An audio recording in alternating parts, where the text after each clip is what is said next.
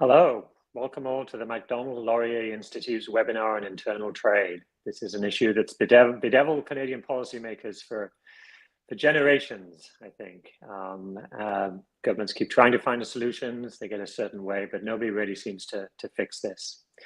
So today, to talk about this really important issue, we're joined by two special guests. The first is Professor Trevor Tombe. He's Professor of Economics at the University of Calgary. He's the new Director of the Centre for Economic Growth and Prosperity at the School of Public Policy there. And he's a frequent commentator on national affairs. Our second special guest is Ryan Manucha. He's a lawyer and a leading expert on interprovincial trade in Canada. He's frequently called upon to advise governments and agencies, and his works appeared in prominent Canadian peer-reviewed legal journals and national newspapers. Recently, his book, Booze, Cigarettes and Constitutional Dust-Ups, Canada's Quest for Interprovincial Free Trade, which is a great title, won the 2022 Donner Prize for the best work in Canadian public policy. So they're going to be talking to me today about barriers to interprovincial trade, and in particular their new study, Roadblocks Ahead, Internal Barriers to Trade in Canada's Truck Transportation Sector. So without further ado, let's get going. So big hello to Trevor and Ryan. Hello, Tim. Okay, so let's dig into the study. So why trucking? What's so important about that sector? Why did you want to look at trucking in order to investigate the interprovincial trade barriers? That's a great question. I think if we think about internal trade between provinces and territories in Canada, there's a lot of goods and services that flow between one location and another, close to $600 billion per year. And roughly 1 in 3 Canadian businesses participate in internal trade by buying or selling across provincial or territorial boundaries. And most of that is by truck. About 3/4 of everything we trade, at least in terms of goods, not services, goes by truck. Rail is important, but typically for heavier, lower value items. So truck is really that dominant mode of transportation, and one that faces considerable frictions that add costs to shippers, complying with different rules and regulations that differ potentially between every single province when you're moving from Vancouver to Toronto, having to comply with all of these myriad rules and regulations add costs to them. And that's passed on to businesses too, which tends to shrink the overall amount of internal trade. And that has big negative implications for the economy overall. And so we wanted to dig into that, try and put some numbers behind it and think about ways of improving. Great. So let's dig into some of these frictions, as you call them. What are some of the examples of regulations that are really affecting the economic efficiency of this important sector? For sure, yeah, I'll jump in on that one. When it comes to trucking specifically, and I think to layer on to what Trevor was talking about, you've got a very sound economic reason, but when you talk about interprovincial trade barriers, there's nothing more clearly a barrier than the movement of a physical truck. I think it's very evident the linkage in people's brains, because trade barriers can be somewhat more unseen. Workers' comp regulations, occupational health safety limits. So for any government who wants to be seen to be doing something with interprovincial trade, I think there's very few other examples like trucking that are so palpable. But when we get into the specifics, that's when we start to, you can start to lose people once again, because we're talking about variation in trailer registration periods. We're talking about non-uniform road maintenance servicing in the wintertime. We're talking about varying caps on max weight of tow trucks. We're talking about the driver qualifications for long combination vehicles. And so we quickly descend into technical and the regulatory, but it's nice to be able to capture it all with sort of, from the political perspective, the narrative, which is trucking, which is something that everyone can rally behind. Right, because I guess this is an industry that's affecting so many other industries in the economy. So we've got all of these regulations, all of these frictions that are increasing costs for the trucking industry and therefore for businesses across Canada. I mean, I guess if these regulations weren't imposed for fun, I mean, presumably there are some public policy objectives that these regulations are designed to serve. But of course, also another thing that's going on is this helps protect trucking industry in a given province from competition. And often when you see these kinds of barriers, you're not always sure whether is it really that public policy objective that's uppermost in people's minds, or is it political pressure from the local trucking industry that's really behind these barriers? So what's your sense as you look across the kaleidoscope of trucking regulations across the country? I mean, why do you think these rules are here? I think it's important to remember how decentralized Canada is in so many areas of public policy. Mm-hmm. Provinces have a great deal of responsibility and jurisdiction in areas, like regulation and trucking, but other things as well. That the differences that arise between provinces are sometimes just because you had different processes to develop the rules and regulations at different time with different people, maybe even landing in very similar endpoints, but just slightly different. And so it's the existence of differences which creates that barrier to trade, adding these costs that Ryan was talking about. There is certainly going to be some internal pressure for certain types of regulatory structures to exist in trucking and elsewhere, because you have often provincial bodies. There's something on the order of 600 province level professional organizations, for example, that do the licensing and in some cases regulations as well. And that's kind of an area where if we were to liberalize, these entities would lose some of their, for lack of a better word, power, if you will. And so this is kind of a similar dynamic that you see also across countries. Those who benefit from the existence of a barrier often know they benefit, while the consequences are very broad and spread out across the economy, so that you or I can't really tell that one item that we're purchasing is ever so slightly higher cost as a result of the barriers. But those who are benefiting from it do typically know. Mm-hmm. Mm-hmm. Is it fair to say that regulators aren't always thinking about some of these economic costs, or not necessarily aware of them? Well, they're certainly not as visible, and we have to rely on the kind of work that Ryan and I did and that others have done, trying to quantify the size of the barriers. Like, noting that rules are different is one thing. How consequential is that for the trucking sector? And actually putting a number on it is quite another. So we do try and estimate that, and we come up with an estimate that these interprovincial barriers, just in trucking alone, averages about 8.3% nationally. And that, I think of that as an 8.3% increase in the cost of engaging in interprovincial truck shipments.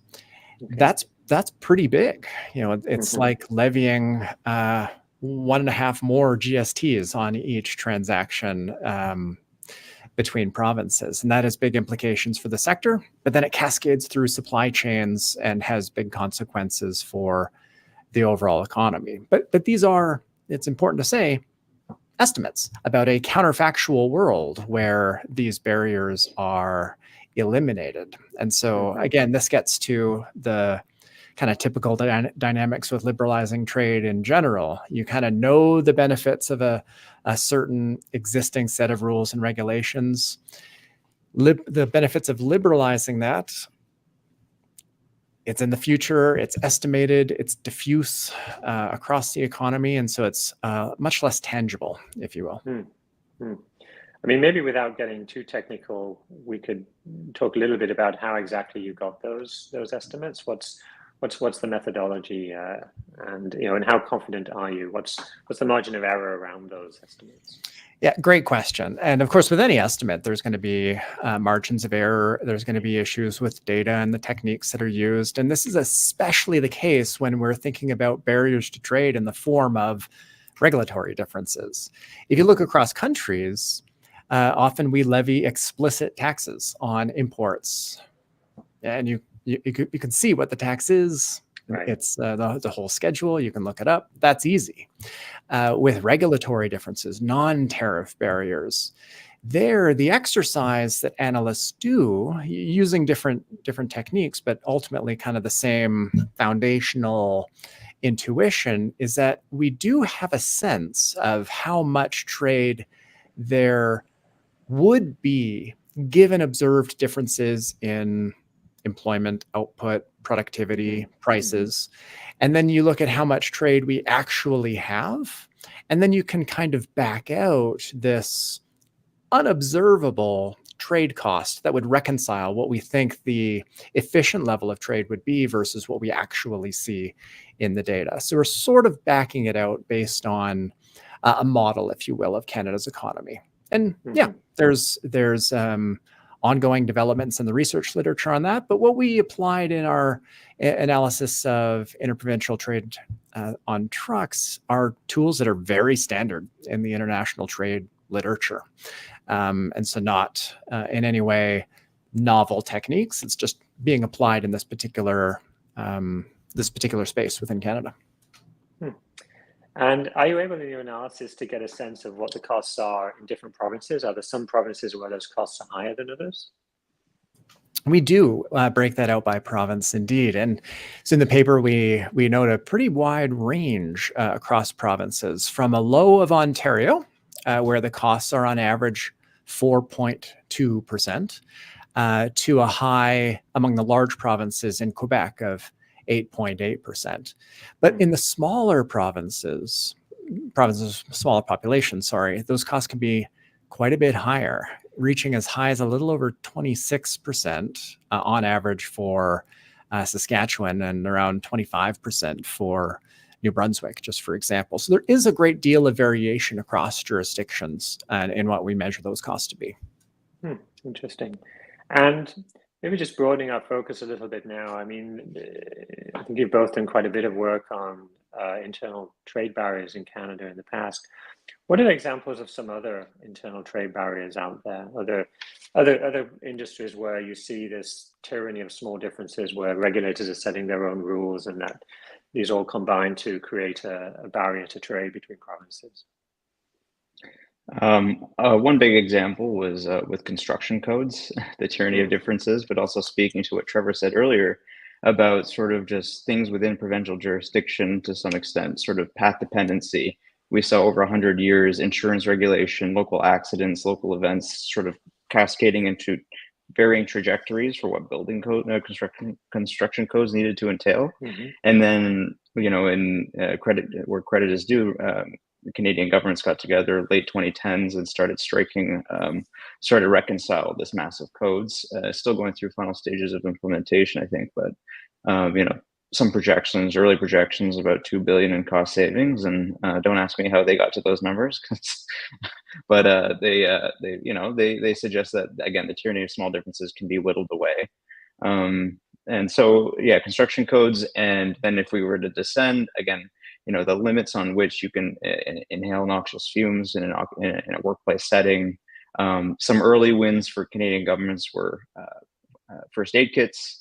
So it goes on, and then you get into the domains of regulatory experts. So coming back to trucking, the fortunate thing about trucking is that you've got several FPT bodies that already exist, that have already been doing a lot of the heavy work when it comes to regulatory work, but now coming in with this new mandate of sort of looking at it through the lens of trade barriers is potent. And so you've got folks who already know the terrain, and are being given a new objective, or slightly emboldened objective, I should say.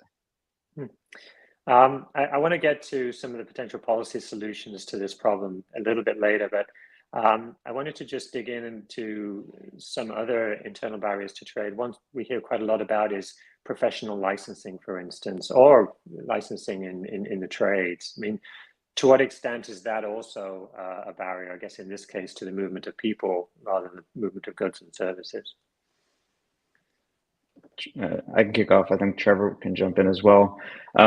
Yes, significantly. And if we compare ourselves with a jurisdiction like Australia, which has inverted so the way it works in Canada is, if I'm moving from province A to province B with my license under my belt, I've got to go seek approval to start practicing my profession or my occupation. Whereas in jurisdictions like Australia, and to some extent Europe, it's a reverse onus. I go in, I notify the local regulatory authority, and I can immediately start to practice. And they then have 30 days to tell me that I've got some sort of constraint put on me, or that I can't practice.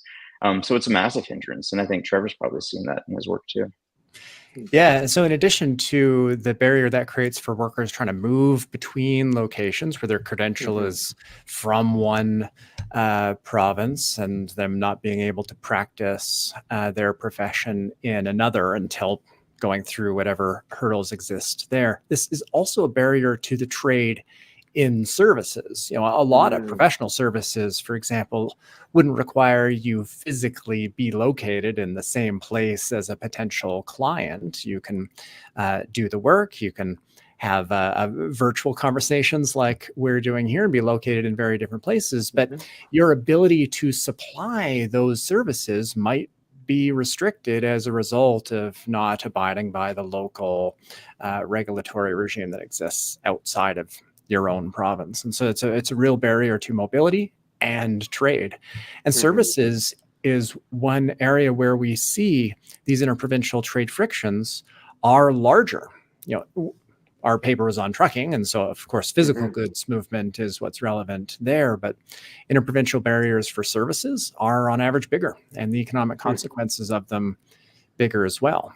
And I guess this is an interesting area where we're potentially seeing some movement. Ontario is actually one jurisdiction that has taken a small step towards easing some of those barriers. Last year, introducing what it called the as of right exemption to some of its health professional requirements. So if you're a physician, a nurse, a respiratory therapist, certain types of medical laboratory technicians, and potentially some others, you can move to Ontario and immediately start working without first having to be registered with the relevant regulatory college in Ontario. So it'll be interesting to see what their experience is and whether other province follows that, because it's that kind of a policy approach where a Canadian province just says by default, well, if you're good enough for British Columbia, then you're good enough automatically in Ontario. That's really, a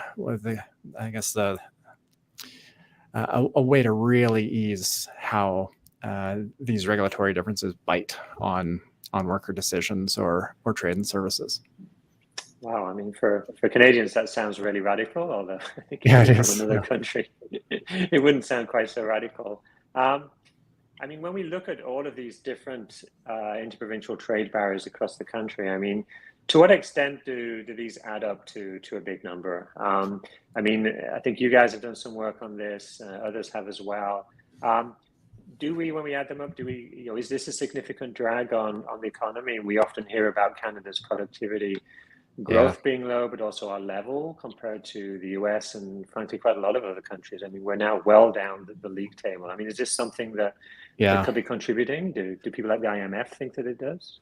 Yeah, so no question, unqualified yes to all that question there, but just take a step back. This productivity gap that we're seeing between Canada and the United States, it's always been there. And Canada does have some fundamental challenges as well that likely means, matching or exceeding the US is certainly not a feasible short-term goal. But that gap's been widening a lot. This year, the US is on track to produce about 50% more per person than Canada. And that's about double the gap that existed for the quarter century between 1990 and 2015, for example. And 2024 will be the first year, at least since data began in 1970, that Canada will fall below the OECD average. So we'll be below average compared to the other advanced industrial economies in the world. So I think we do have a really significant and increasingly dire productivity challenge that we face in Canada. And internal trade is a potentially big part of that. So the 8.3% average cost that the trucking sector faces nationally from these kind of barriers, the effect of that on productivity and economic activity throughout the economy, we estimate to be worth about $1.6 billion per year. And that's just trucking and the frictions there. Ryan and I had another paper through MLI, I guess about just a little over 2 years ago now, where we think about this, but for the economy as a whole. And so there, the effect that we estimate on overall productivity in Canada is about 4.4% at the low end to 7.9% at the high end. And 7.9% of Canada's economy is a lot. It's not the full gap between us and the United States, but it's a meaningful part of it. If we were to, with a magic wand, eliminate those, then the size of the economy could increase by well over $200 billion per year. So these small frictions do drag on productivity, and that has a meaningful effect on the overall amount of GDP. And I think you were saying earlier, I mean, other countries don't have, I think, quite the same challenge here. I mean, would I be right to think that the US, for instance, I mean, of course, the US has states, it has different jurisdictions as well, but it sounds like that either they don't have this problem to the same extent. Am I right to think that?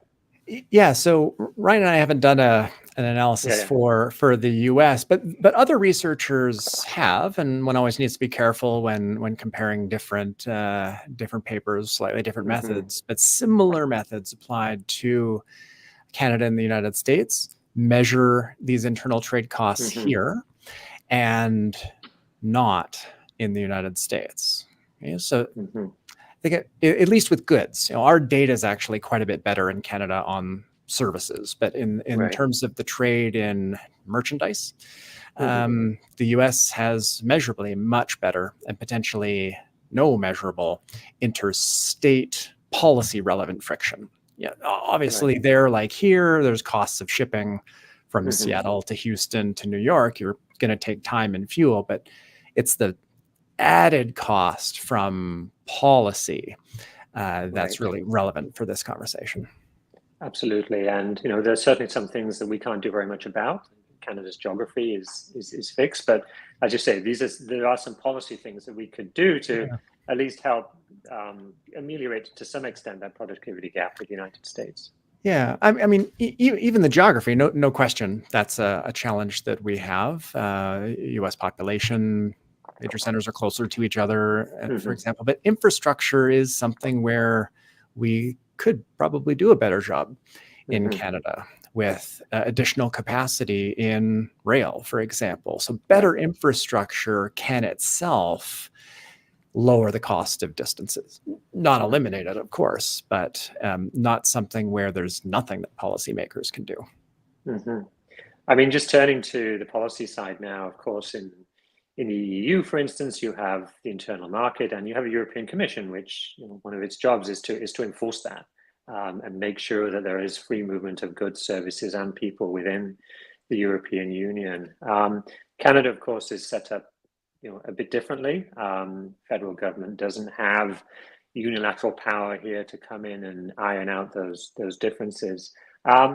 Maybe we can just spend a minute talking about what governments have done, both at the provincial and the federal level, to try and deal with these interprovincial trade barriers. I know you mentioned a couple of initiatives, but I think I'm right that governments have been at this for quite a long time, I think, particularly some of the Western governments.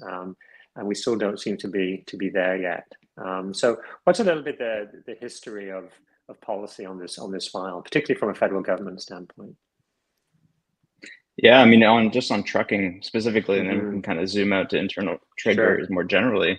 We had it was not until the mid 20th century that you even had this concept of interprovincial trucking, because you needed a paved highway to go across Canada to actually kind of have that.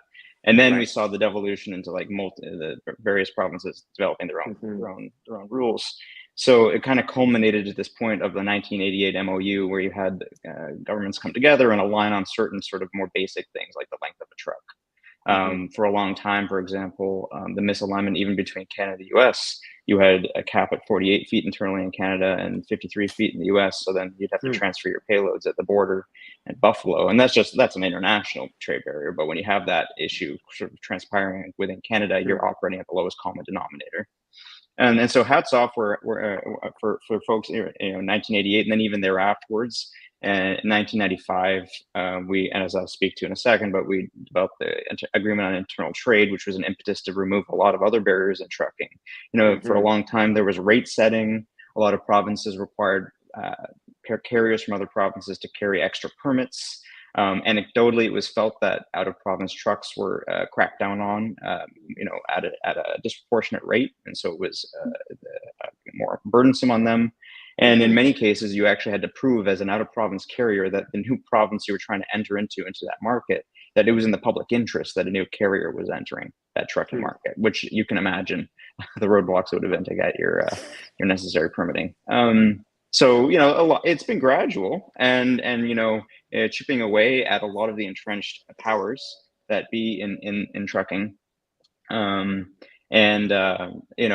sort of, so again, staying on trucking in particular, sort of continuous work at these FPT bodies, but with a new impetus. But then sort of, I guess, zooming out a little bit on trade barriers in general, sort of it was this like 1970s recognition around the world, finally with the Kennedy round, that trade barriers were in the form of regulations and non-tariff barriers rather than tariffs. Tariffs were the way that you ruled and the way that you erected trade irritants, but it was 1970s. It was very much a thing, and so with the rise of global trade agreements, we kind of domesticated our own, and that became the most recent era in our internal trade friction resolution. Because again, with the rise of we didn't really encounter this so much as with the rise of the regulatory state, which is maybe post World War II, and it just sort of cascaded since then. Interesting. And of course, you had the under this federal government, we had the Canada Free Trade Agreement in, was it 2017, I think, which did lead to some ironic commentary from The Economist. And Canada was the only country that signed a free trade agreement with itself. But it does sound like some progress has been made in trucking. And I think maybe you can talk a little bit about one of the policy solutions here that you hear when people think about how to deal with regulation, which is mutual recognition. Because of course, you can try to harmonize regulations, or you can just say, if you're from out of province and you satisfy your own regulations, then it's fine with us. I mean, is that a concept that's getting traction in the trucking sector and in the regulatory discussions? Yeah, I'm glad you asked that. So the CFTA, the Canadian Free Trade Agreement, was set up in 2017, and it did establish a number of kind of interesting bodies that try to tackle some of the regulatory differences that exist, either explicitly harmonize them. And so Ryan noted the first aid kit, where there would be different regulations about what was in the first aid kit on work sites all across the country. One of the most recent outcomes from this was actually just about a week ago. So every year there is a meeting of federal, provincial, and territorial representatives. Often provincial premiers are at what's called the Committee of Internal Trade. And they actually reached decision to launch a pilot project on mutual recognition in the trucking sector. Now, this is something that, because it's so new, we, I guess, will need to wait to see how effectively it's implemented in participating provinces. But Ontario, Nova Scotia, Manitoba, PEI, Saskatchewan, Alberta, Newfoundland and Labrador, and the 3 territories have agreed to, how am I going to phrase this? Recognize each other's regulatory requirements, even if there are differences between them. So that would allow trucks to simply move across provincial boundaries without needing to worry about whether they're in compliance with that particular province. Right. So that's potentially quite interesting. This kind of an approach, what it does is it doesn't eliminate the differences in rules and regulations. They're still there, but the effect of those differences is mitigated because you just need to comply with one, because the jurisdiction is saying, well, if it's good enough in that province, it's good enough in ours. And so these participating provinces, British Columbia is not, Quebec is not, but you have a lot where it is this contiguous set of provinces as well. So it'll be very interesting to watch this, which is the first kind of large scale mutual recognition agreement in a critical sector that we've seen, and so could even provide a model elsewhere in the economy. Yeah, it's very interesting. Of course, Quebec is a province that many trucks have to cross in order to get from the Maritimes to the rest of the country. But maybe they'll come into this in time. Wanted to talk a little bit about the international experience of making progress on this issue. And in the paper, you talk a little bit about the UK and the experience that they've had. I guess deregulating to some extent their trucking industry. Can one of you maybe just talk a little bit about the UK and their experience? I can jump in, then Trevor can come in if I miss something. I have this great quote that was before the Senate Committee on Transport and Communications. It was by the then CP Rail System CEO, who says, there's a creeping insidious movement going on in North America to have larger, longer, heavier trucks. And every time truck sizes increase, it makes it harder for us to compete. And so they're kind of tying back to what Trevor started off with, interest groups who are being at odds with one another, especially in the internal trade context. Say you want to lift the maximum build with lumber, that's, you're pitting forestry against cement and steel. So in the UK, a lot of the narrative was funded by the railway industry, and it was antithetical towards enlarging the size of, I guess, what they call, Tim, maybe lorries.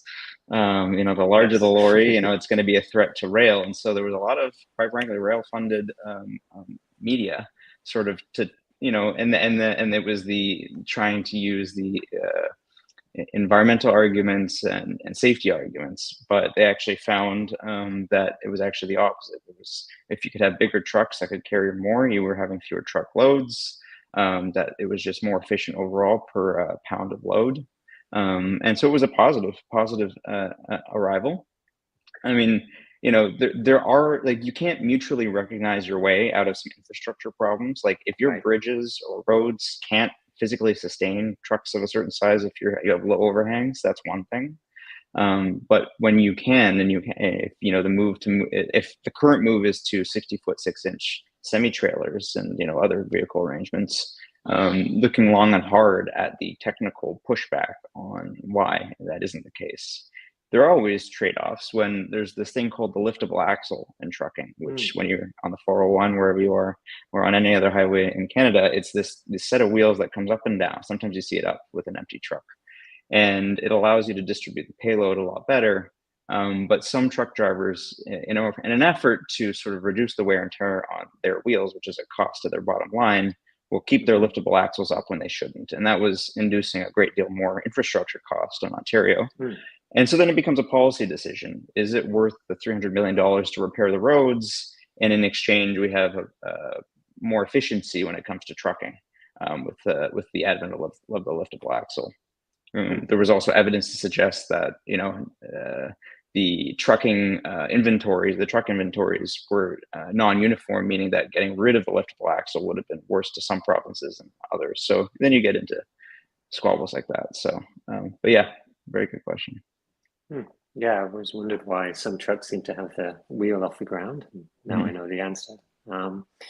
I mean, to what extent are there some geographical differences in Canada that might motivate the need to have different regulations? I mean, if you need trucks that can, get over the Rocky Mountains, for instance. I mean, maybe there might be some different requirements for them than, if you're just kind of, with apologies to our maritime viewers, but, tootling around the relatively low-rise maritime environment. Yeah, perhaps the starkest example of something that's very unique and likely warrants different regulatory treatment would be, ice roads that you see in the territory or many even in Manitoba and others. And so these just being a very unique type of road that, absolutely would warrant having differential treatment than other routes. Right. But, I presume as well, though, you don't want the tail wagging the dog on the regulatory agenda here. And it's presumably you could have the mutual recognition system that we're talking about and then some special provisions for. Yeah, and so that shift in approach was something that the CFTA also tried to do, where the default was right. to mutually recognize or harmonize, and then you'd have exceptions that are listed, rather than explicitly listing areas where we'll liberalize, right? So you can make the default in tracking, for example, mutual recognition, and then enumerate special cases where it wouldn't be subject. And that'll be interesting to watch within this pilot project. Manitoba is one of these participating provinces, does have a good number in northern Manitoba of just roads that are usable certain times of the year because of the need for them to freeze. And so how they navigate that'll be one of these interesting things to watch. And I guess if you're running a trucking company, you probably don't need the government to tell you that an ice road is going to be perhaps more challenging for your trucks than a regular road. We don't necessarily have to have the government tell you everything. Maybe just thinking more broadly now, I mean, it sounds like there's some progress being made on trucking regulations, which is great. But of course, even though the CFTA does, everything's permitted as unless it's on the exception list, there are a whole lot of exceptions on that list, as many people pointed out, many pages of them. I mean, what's your sense of more broadly how that agenda is going? I mean, can we look forward to other initiatives like this this pilot project on mutual recognition in trucking? Is the federal government and the provinces, are they making progress on a wide front, or is that process outside of trucking kind of largely stalled?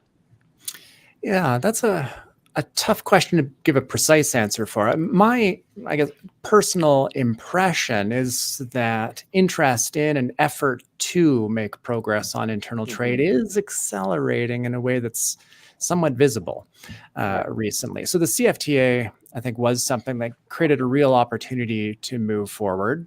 Then COVID hit, and that derailed a lot of efforts. I think about here in Alberta, we had Premier Jason Kenney, who was, I think it's fair to say, unique among provincial leaders in having internal trade as a personal policy priority that he wanted to see advanced. And when that kind of pressure from the Premier's office out is present, then a lot of progress can be made. But he had a very short time in office before COVID, of course, dominates the capacity of government. And now I think about Ontario's move last year for the as of right exemption to labor mobility. If that's something that we look back on as largely successful, then rolling it out across the board to other professions and having other provinces follow suit, maybe something that we're more likely to see now than before. There will be gains to Ontario from this policy. And if other jurisdictions are not following with similar types of reforms, then they're going to be losing out on those. So each unilateral move that a jurisdiction takes does at the margin ratchet up the incentive for others to follow.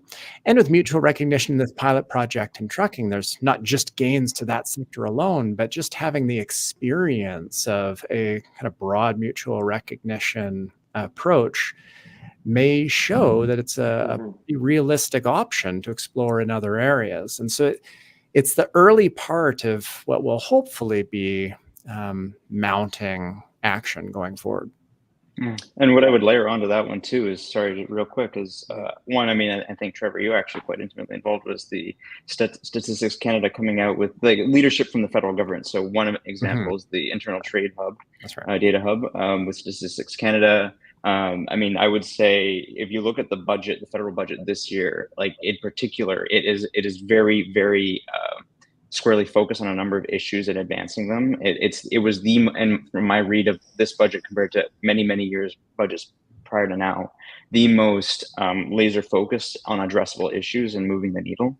And I think you have some folks in Ottawa who are definitely really squarely attentive to internal trade and have serious mandates to work on this.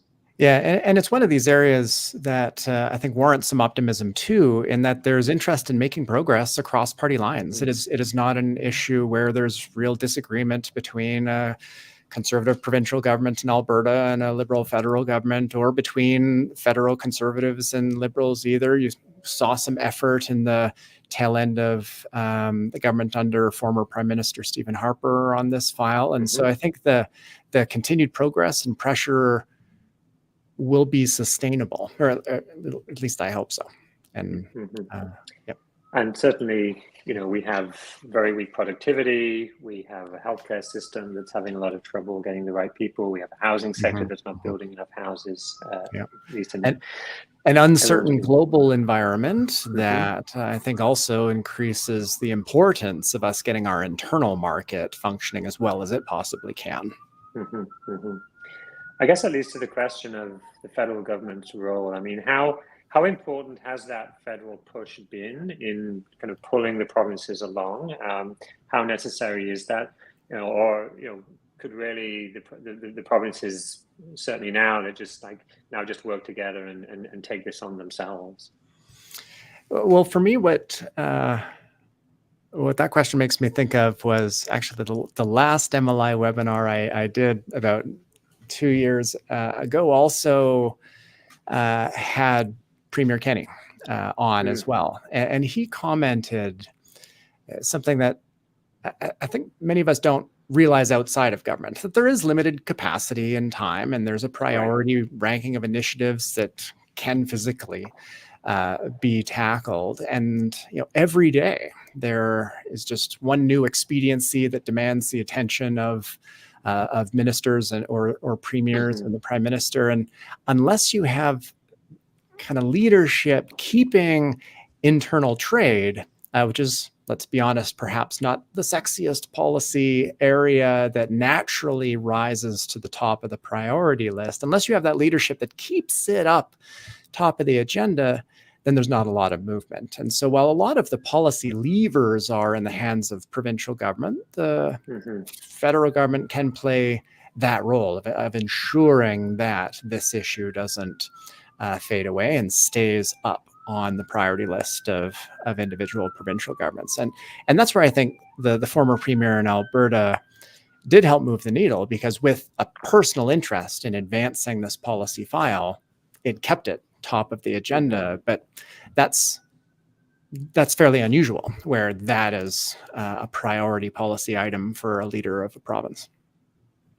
Yes, that makes sense. And certainly, having spent a lot of time in government myself, a world where you have, in a federal context, you have a prime minister or a finance minister really pushing hard on this, and where you have PCO and finance, bothering other departments all the time, asking about these issues and what are you doing, and make sure you participate. And I mean, that's a different world from where the priorities at the center are elsewhere, and departments are just left to get on with it.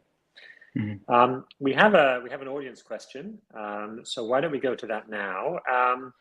So the question is, can you explain how removing these internal trade barriers in trucking would impact the average Canadian consumer? Are there noticeable cost savings or benefits that could be immediately felt? So a question there both about magnitude, who gets the benefit, and then the timing of the benefits that we might see. Yeah, those are great questions. So the frictions that we estimate, that average of 8.3%, that's an added cost to truckers for interprovincial shipments that we estimate. And those costs are passed through in the form of higher freight rates that need to be charged for any given shipment. And that's a cost to a firm that's buying an input from a supplier located elsewhere. And that added cost gets further passed through to whoever's buying what they're producing. So there's this cascading effect of costs in trucking through the supply chain to the cost of goods that people pay. Then there's another more indirect consequence of this in the form of businesses making different decisions as a result of the costs.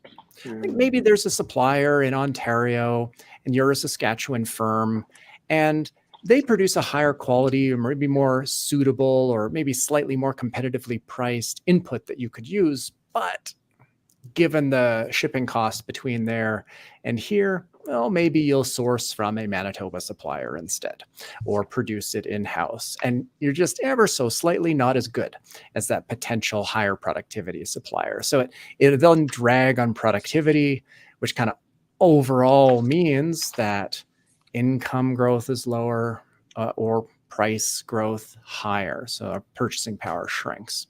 Now, we estimate those effects add up to about 1.6 billion in lower overall aggregate economy-wide productivity in Canada, which is quite considerable. But is it noticeable?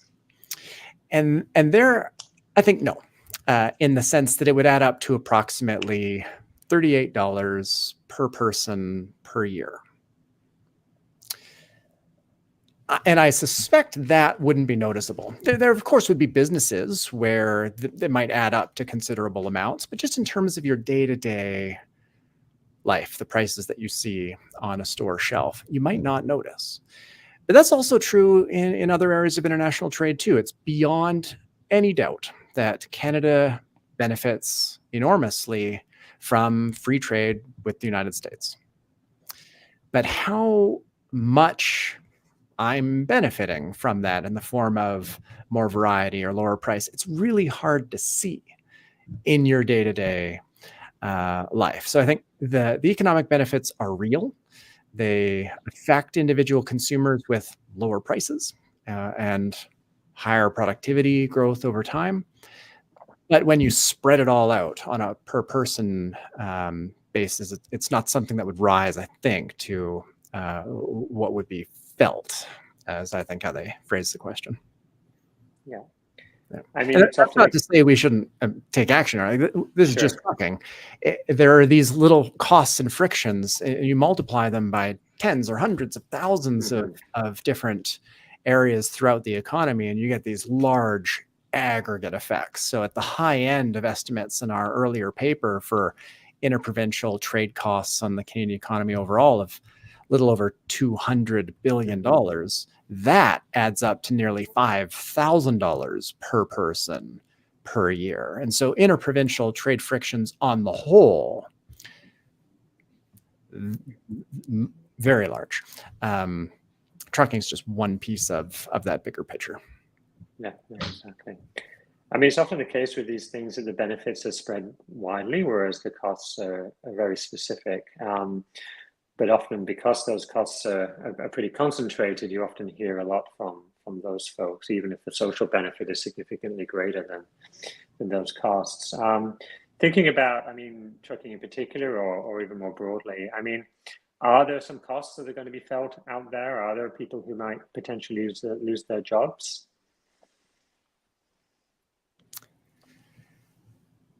So, yeah, the honest answer to that is yes. Anytime we do something differently, there's going to be winners and losers. And with trade liberalization, and just overgeneralize, you're going to have sourcing decisions of businesses change. And this would tend to favor higher productivity firms who can now serve larger markets and would grow as a result. And lower productivity firms would find it more difficult to compete because they might have only had the buyer-seller relationships that they had because of the barriers that dampened competition versus the higher productivity firm elsewhere. So I'd say it's not something where we should think of it as aggregate job losses, but you'd have job switches, employment shifting, scale of output, who does what would change. And maybe that would involve businesses in some provinces expanding at the margin more than others. So aggregate productivity comes from that, and there would be this need to adjust. And that's true with international trade in general, but it's also true of technological change and all sorts of other fundamental changes to the economy that just naturally occur all the time. And so then the question for me is then not about, well, whether we should have policies that prevent the change from occurring, but policies that ease the burden of the adjustment or facilitate the switches. And so, you know, with technology and trade, often that does involve thinking about skills development, skills training programs, or policies that ease the cost of migrating from one location to another. And so that's where my policy mind goes. Yeah, and just to layer onto that, like it's devastating to think about folks losing their jobs and having to retrain.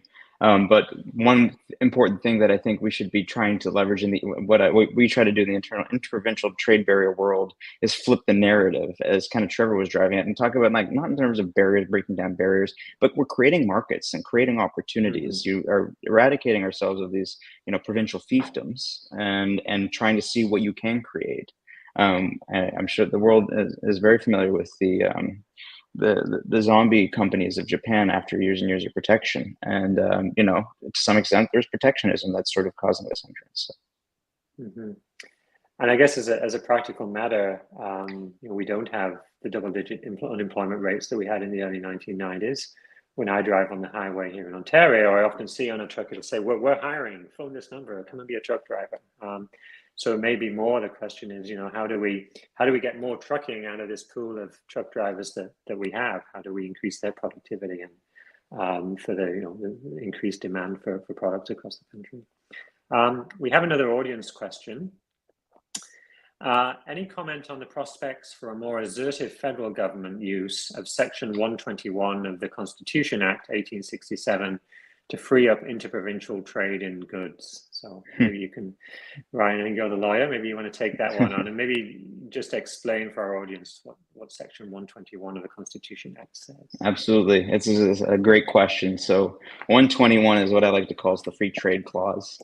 It says all articles of commerce must be, effectively be allowed to move freely across borders. And the Supreme Court in 2012, the most recent decision, sort of kind of said, no, that's not quite what it says. Like there's still room for provinces to come and intervene. I think part of this question is also perhaps a more assertive federal government using its trade and commerce power under Section 91. And there is room. There is certainly there's an academic and a practical argument for the federal government to use its power over trade and commerce to sort of intervene on trade barriers, especially when it comes to goods. But then you have to think about it from a practical perspective. What does this actually look like? And I think this is where federal-provincial relations really starts to become like a real issue to think about at the same time. You've got to think about, what was the Canadian Federalist Project? It was to not devolve, that's the wrong word, but to endow in provinces a great deal of regulatory authority, a great deal of power. And all of a sudden sort of inverting it and saying, in the interest of internal free trade, we should allow the federal government to come in and swoop in under the guise of economic practicalities becomes a bit of a challenge. I think that you really start to conflict with what the Canadian project is. And I don't think Trevor nor I, nor Tim for that matter, would ever advocate in favor of zero trade barriers. I think the Canadian Federalist setup means there will always be trade barriers. I think it's the degree to which we think it's okay at any point in time, but really good question. Yeah, I agree with that. Like anything, there's pros and cons of any policy choice, and the decentralized framework we have in Canada, it has a lot of benefits. And yeah, one cost is that there will be more friction to internal economic transactions than would otherwise be the case. And so yeah, I'd agree that zeros, especially through much greater centralization in the federal government, is perhaps not the right way forward. We just want to think about, well, are the differences that exist there for a reason, or are they creating unnecessary costs on the economy throughout Canada? To the question, though, there's one area where a more assertive federal government, I tend to think is a potentially interesting one. Well, one is, as we talked about, leadership, keeping it in the top of the policy agenda, providing financial resources where necessary to help improve capacity of the Internal Trade Secretariat, but also thinking about conditions on federal transfers to provincial governments. And this is, I don't want to push this too far, but think about Ontario's move again to unilaterally recognize health credentials. We could kind of make it a condition of the health transfer that provinces mutually recognize each other's health credentials. We have enforced portability on the part of individuals when they move across the country accessing healthcare in different locations. We could kind of expand this notion of portability to also include some of the supply side of healthcare itself. So a little conditionality on transfers in certain targeted areas might also be something to think about. And that's something where it's purely from the federal spending power. Mm-hmm. Interesting. We have another audience question, which takes us in a bit of a different direction, but why not? Just asking about the regulation of moving oil by truck. Of course, we have a lot of trouble building pipelines in this country, especially to ship oil. Just curious whether there are, are there special regulations for that? I mean, is that another, are these barriers to trucking also preventing the ability to truck oil around the country, oil or gasoline, I guess, or is this not really an issue we need worry about? I don't have a precise answer to that one, but I think an analogous issue is when using, other forms of combustible fuel to power vehicles. And so a specific example, like liquefied natural gas to power a truck. Like, should you allow for greater weight for that truck, owing to the fact that it's powered by something different? I think that was the form of fuel. So, I mean, I think at the heart of this is that trade-off that we keep coming back to, is like the public safety versus the economic benefit. And I would always caution, and regulators, this is the big exercise in reconciliation and mutual recognition, is trying to corral regulators to accept something different, new, maybe something they haven't seen before. And it's fearful for a lot of regulators trying to accept a new form of regulation because it's introducing risk to the system. So there's always a legitimate cause to be concerned, but there's also, you got to unpack the risk and see if it's of its legitimacy. Yeah, I think that's right. Certainly, my own experience in government is, regulators are paid to think about risk and to focus on kind of the bad things that can happen. They're not always paid to think about the economic costs, nor as Trevor, as you emphasized, are those economic costs not necessarily very easy to discover or very evident. Sometimes, like you did, you have to take a step back and look at some of the more aggregate data and to tease out what those economic impacts really are. Well, I think we're coming to the end of our time here. I think that's been a great discussion.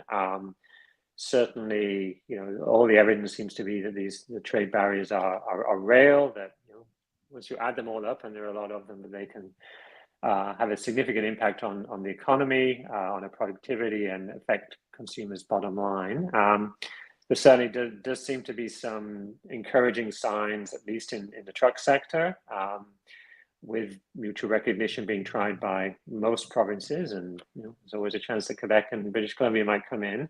Hopefully that pilot will prove permanent. Hopefully those experiences will be taken to other sectors, and we can see more progress on this across the Canadian economy. Certainly we could do with that productivity boost, but certainly it's encouraging to hear that governments, both provincially and federally, are very, very seized with this. Hopefully that focus will continue. Certainly, we've talked about some of the great challenges in Canada right now with our economy, with our housing sector, with our healthcare sector, and I think dealing with these internal barriers to trade is, in a meaningful way, is certainly, I think, an important part of the solution. So I want to thank you both, Trevor and Ryan. Thank our audience for tuning in to us today. Thank the audience for the great questions that we had. And last thing I want to say is just that everything we do at the Macdonald-Laurier Institute is made possible by generous donors. I mean, we're a charity. We don't get government funding. And so if you enjoyed the event, please consider supporting our work, and want to wish everybody a really good rest of their day. Bye now.